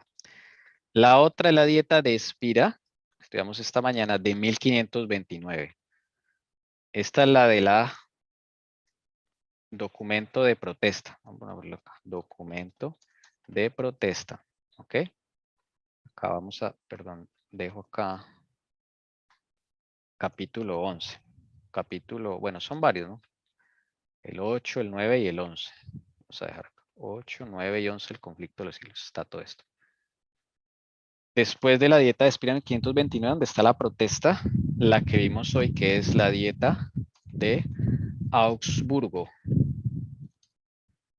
1530. Ese ya es con el emperador. Y acá es donde hace la confesión. O sea, las 28 doctrinas. Listo. No son las 28 doctrinas adventistas, no son las 28 doctrinas protestantes del luteranismo. Después de la dieta de Habsburgo, viene la Liga de Esmalcalda, que es la alianza de los príncipes protestantes para defenderse, la que Lutero no está de acuerdo. ¿Ok? Esta que firman acá con sello de cada duque, príncipe y todos los que están ahí detrás. La Liga de Esmalcalda, 1537, perdón, sí, 37. Luego viene la Guerra de Esmalcalda, porque Juan Federico no obedece. Ese es en 1546, perdón, 46 y, o más bien, entre 1546 y 1547, duró meses. El emperador cogió y les dio duro a todos. Fue rapidito. Y después viene, después de todo eso, la Dieta de Augsburgo de 1555, donde es la Paz de Augsburgo. Otro documento que se llama la Paz de Augsburgo. Ahí ya el emperador ya no está, él dice ya me rindo, ya, o me rindo no, ya el águila negra esa le dice ya salga de ahí porque ya vamos a cambiar, le toca a otro. ¿Sí? Ahí está. Esos son como lo que hemos estudiado, los puntos así importantes. ¿Listo, hermana Luz y hermana Damaris, todos los que están ahí? Este es el resumen. Gracias. Este es el resumen. Todo esto para sacar, digamos, el protestantismo, la reforma. Todo este camino. 34 años. Lutero muere en el 45. Antes de la guerra, es increíble, ¿sí? Pongámoslo acá ese suceso porque me parece que está conectado porque pues, Lutero muere y el Señor le dice por medio de Lutero a los príncipes no hagan eso, no es el propósito.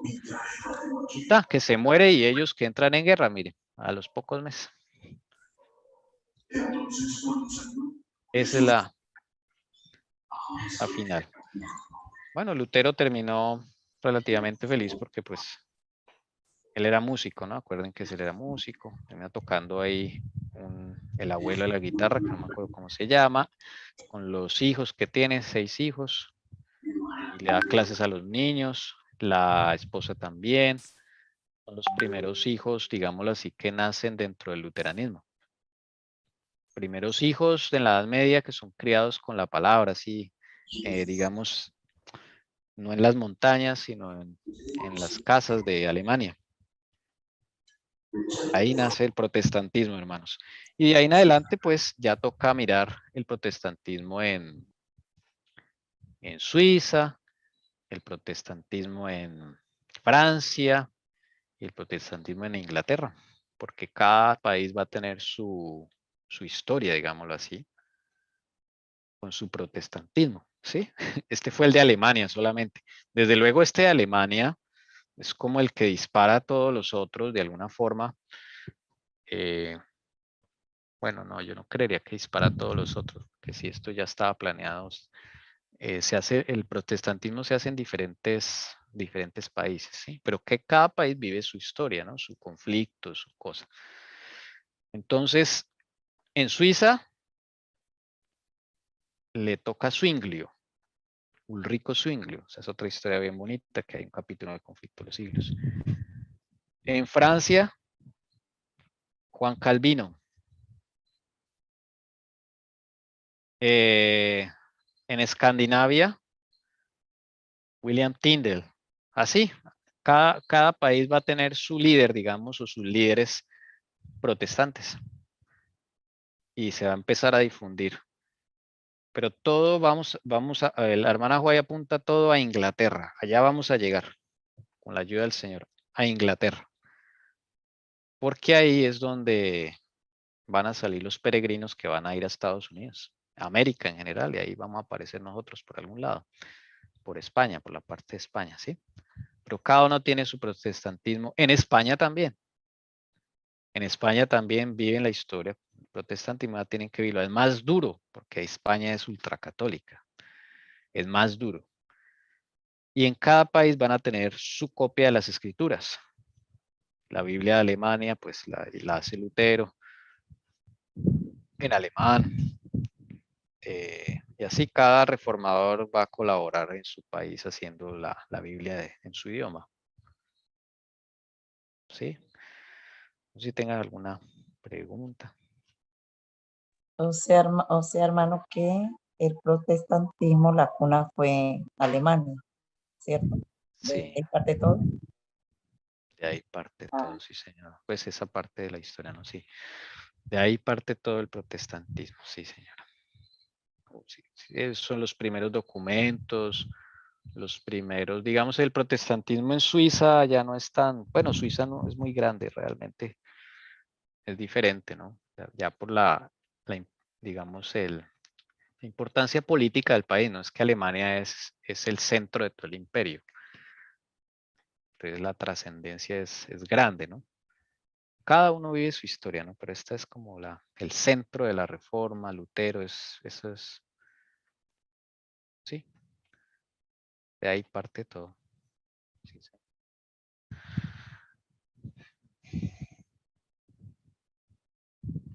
Si alguien más tiene alguna pregunta. Lutero muere y deja viuda a doña Catalina. Pero a ella los príncipes le siguen ayudando. Ella le toca duro porque llega la peste, le toca irse. Y después de la peste vuelve. Y vive de la caridad de los príncipes. Y 2 veces le tocó irse con todos sus hijos. Sí, gracias. Mana Jessica, sí, eso es. pero venga, hermano, yo alguna vez había escuchado, bueno, no sé si esto, yo no había leído, que decía que Lutero fue duramente perseguido. Llegaba a una parte y le tocaba irse, que donde él llegaba fue duramente perseguido. Entonces, pero yo escuchando acá no se siente así. No, Lutero Escuchándolo. no. Entonces, Lutero no. No, Lutero no. Él esperaba la muerte y por eso hasta dudaba en casarse porque dije, no, pues en cualquier momento me matan y él esperaba la muerte. Pero el Señor decidió que él no iba a ser mártir y no lo persiguieron. Él estuvo feliz pues relativamente feliz. Y eso es lo que enseñan en la secundaria, ¿no? Pues enseñan a los chicos que él fue perseguido por todas partes, Lutero lo iban a matar, pero por eso digo, ahora escuchándolo del conflicto, pues así no es, no es la sí, cosa. no es así. No, a él no lo persiguen así. Ya en el siguiente sello vamos a ver los mártires y ahí sí empiezan a matar gente terriblemente eso. Empiezan a matar así. Digamos, aquí muere gente es por, digamos, estas guerras, eso ya es desobediencia. Muere gente por el fanatismo que se levantó. ¿Se acuerdan con esos profetas falsos que se levantaron? Pero digamos que, no, Lutero no. Él le toca duro en la dieta de Worms y le toca duro ahí cuando lo encierran en el castillo, digámoslo así. Pero no, él vive con sus hijitos ahí. Sí, no, él no. Bueno, Dios lo quiso así. Pero los otros reformadores que vamos a ver, sí les dan duro. Eso sí, les toca. Va a haber mucha muerte después de esto, hermanos. Lastimosamente, después de 1500, como que 55. Si después de 1555, hermanos, empieza eso. Uf, no, vamos a tener que ver unas cosas muy sangrientas. Pero pues es la realidad, ¿no? Y está en el conflicto de los siglos. Ese capítulo que sigue es el 8 o 9. No, el 8 y los 9 ya lo vimos. Este es el 11, el que vimos hoy. Seguimos el 12. El 2. No vamos en orden de capítulos, sino en orden como de historia, porque la hermana White, digamos, ella pone la historia del protestantismo en Suiza en la mitad de lo de Lutero, porque es contemporáneo, ¿sí? Entonces, sí, pero ahí vamos siguiendo de todos modos el conflicto. Solo que como nos centramos en Alemania, entonces este servidor trajo los 3 capítulos que corresponden de Alemania. 8, 9 y 11, es que no me acuerdo. Un segundo, miro mi conflicto para decirles bien qué capítulos fueron los que vimos, hermanos, si alguno los quiere revisar. Sí, el 11 fue el que vimos hoy. El 11. El 10 no lo hemos visto. Ah, no, sí, el 10 lo vimos. Sí, señora. Sí. Perdón, es que es tanta información. Acá me confundo. Voy a ponerles acá los capítulos. También para beneficio de los hermanos que después se van a conectar cuando esté grabado este video, cuando esté subido este video. 10, que se llama Progresos de la Reforma, ese es Alemania. ¿Listo? El 9 no, ese es el que no hemos visto porque el 9 es la historia de Zwinglio en Suiza. ¿Ok? Ese todavía no lo hemos visto, ya lo vamos a ver con la ayuda del Señor.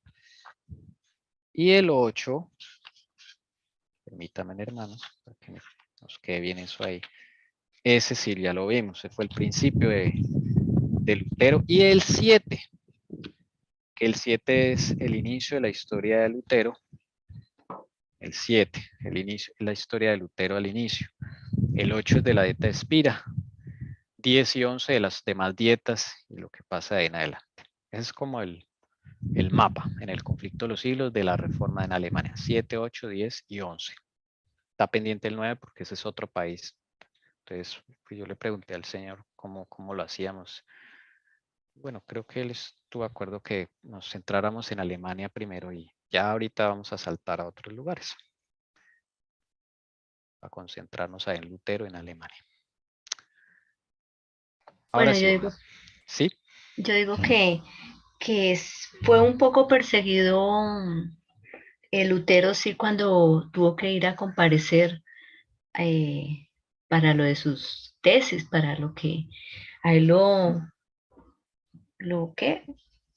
citan. Y él le dicen una y otra vez que se retracte.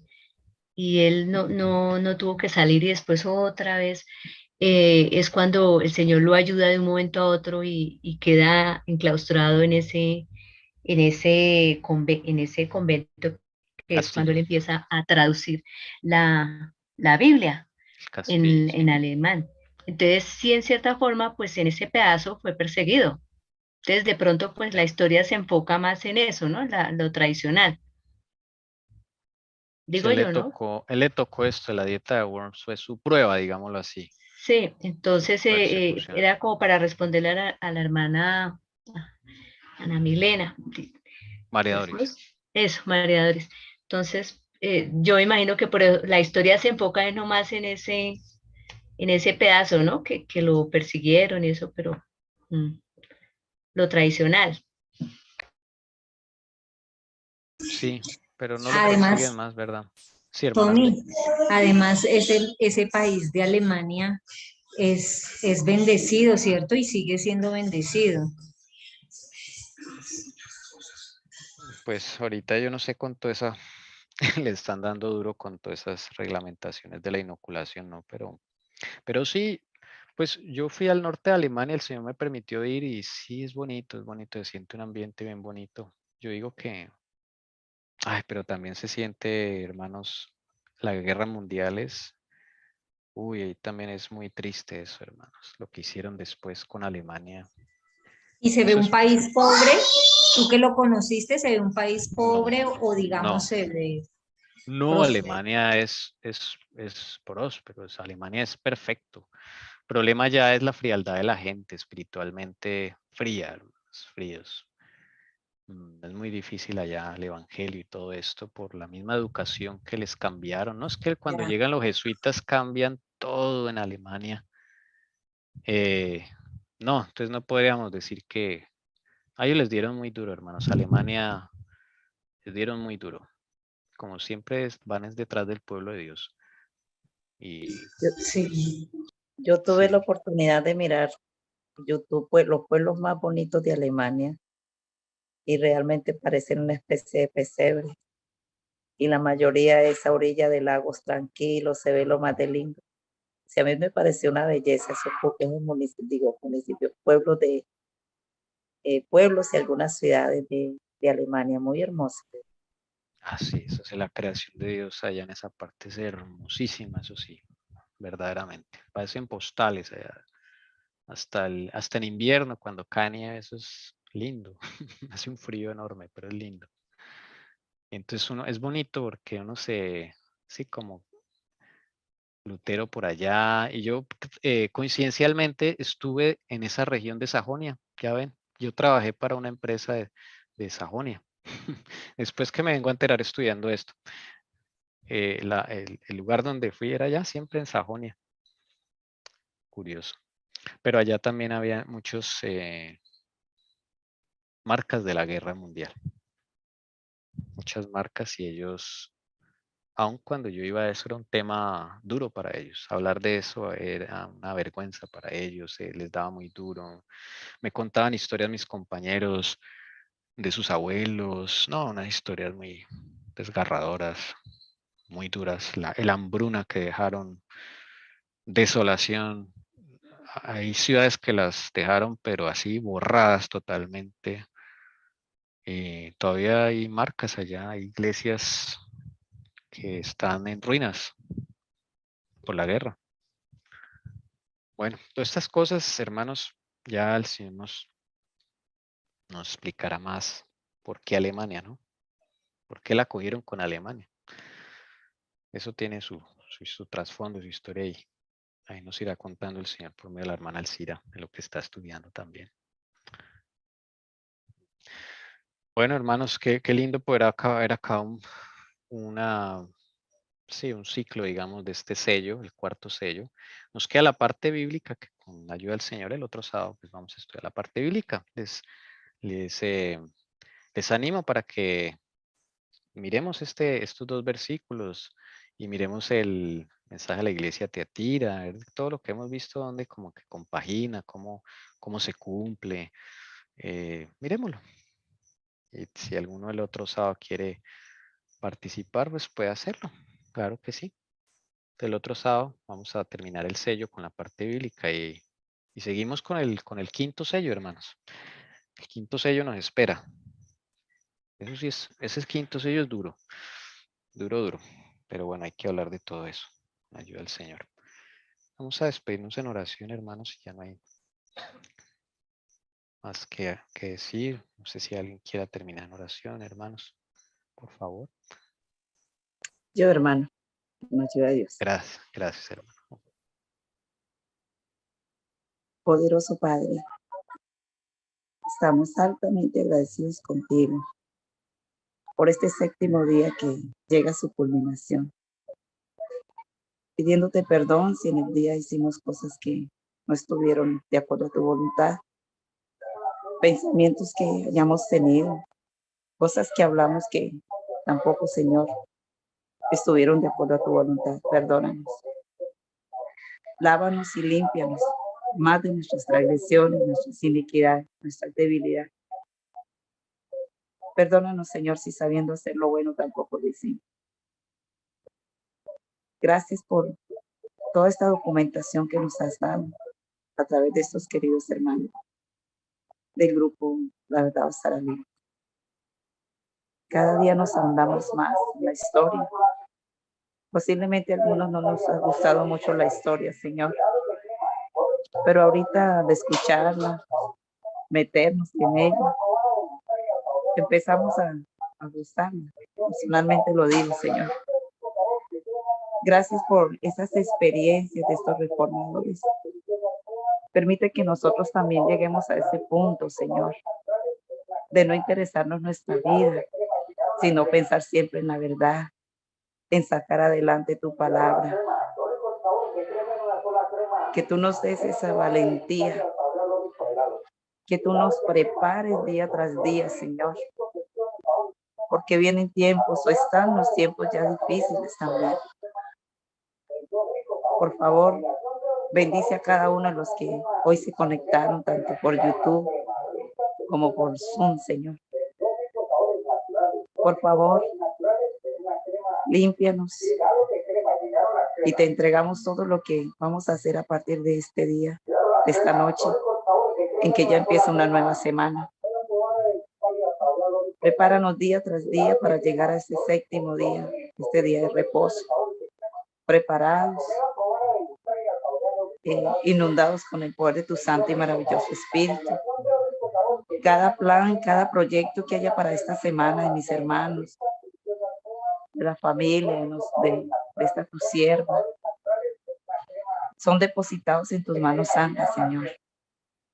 Indícanos el camino. Ayúdanos a escuchar tu voz, que no hagamos caso omiso cuando ella nos habla. Te entregamos nuestras familias, nuestros hogares, situaciones adversas que pasamos en esta semana, Señor. Esperamos en ti que esta semana sea una semana también de gran bendición.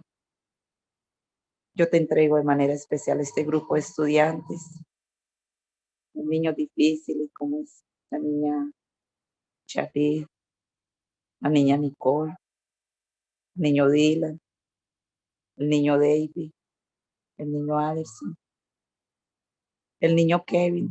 Es un chiquito, Señor, es pequeño, pero tiene en su mente una cantidad de cosas horrendas. Está falto de afecto, su mamá vive trabajando, el papá en la finca.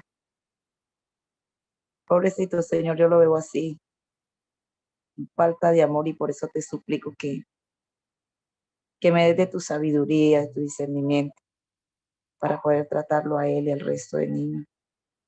Y al niño que pertenece a la iglesia pentecostal, llama Andrés Felipe Parra.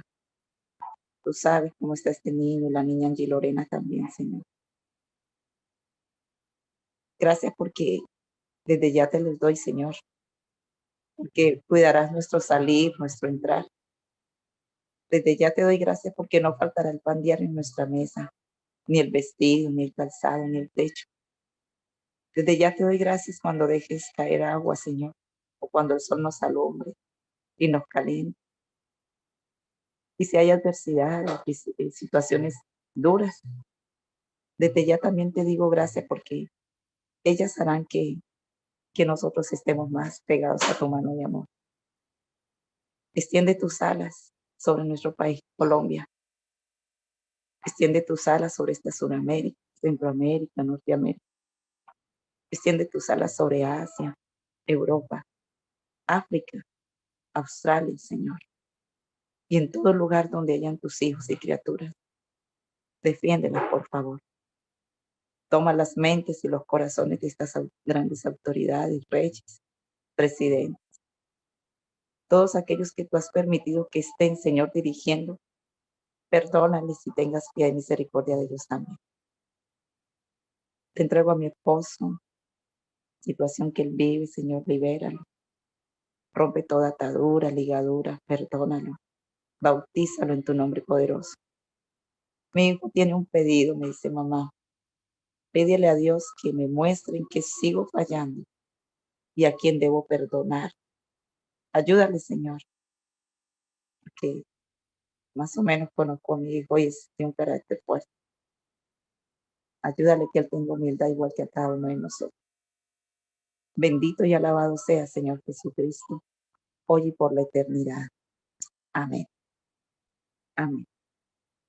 En paz nos acostaremos y asimismo dormiremos, porque solo tú, Señor, nos hace dormir confiados. En el nombre de Jesucristo. Amén. Amén. Amén. Gracias, hermano.